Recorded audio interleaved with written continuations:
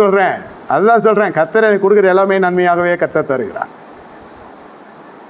ஏன்னா நானே எதுவும் கேட்டது கிடையாது, கேட்கவும் தெரியாது. ஃபஸ்ட்டு மிஞ்சி போனால் ஜனங்களோட விடுதலை கேட்கலாம், அவ்வளோதான்.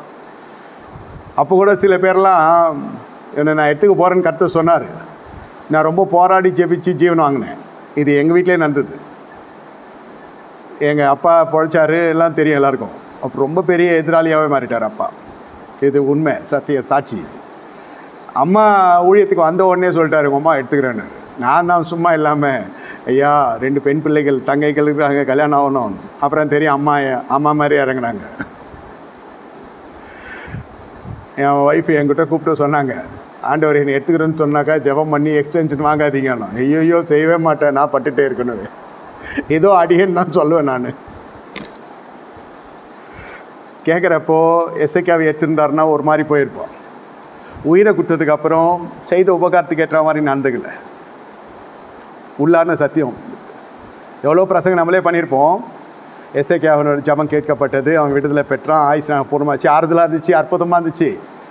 ஆனால் வாழ்க்கை ஜீவியம் சரியில்லை, தாறுமாறமாக போயிடுச்சு. எங்கே போய் எதில் போய் சேர்ந்தாருன்னு தெரில. கர்த்தர் சொல்கிறேன், கர்த்தருடைய கிருபையினால் அவர் பரத்தில் இருக்கிறாருன்னு நம்ம விசுவாசிக்கிறோம். ஆனால் ஜீவியம் அதுக்கேற்ற மாதிரி இல்லை. அதுக்கு சொல்கிறேன், எதுவும் கேட்க தெரியாதுன்னு சொன்னேன். ஒரு 2-3 கேட்டு நான் மாட்டிக்கினேன்னு சொல்ல வரேன். அதே ஜனங்க எனக்கு பண்ணிட்டாங்க, கழுத்துக்கு கத்தி வைக்கிறவங்களாம். இது வெளியில் இருந்தால் கூட பிரச்சனை இல்லை, சொந்த ஜனமே.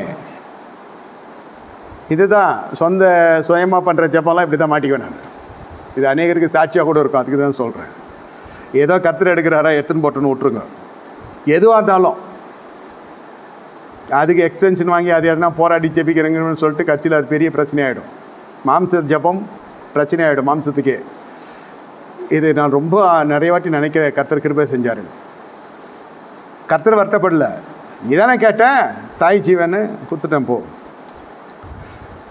எங்கள் அம்மாவா அதுன்ற மாதிரி ஆயிடுச்சு நடந்த விஷயம்லாம்.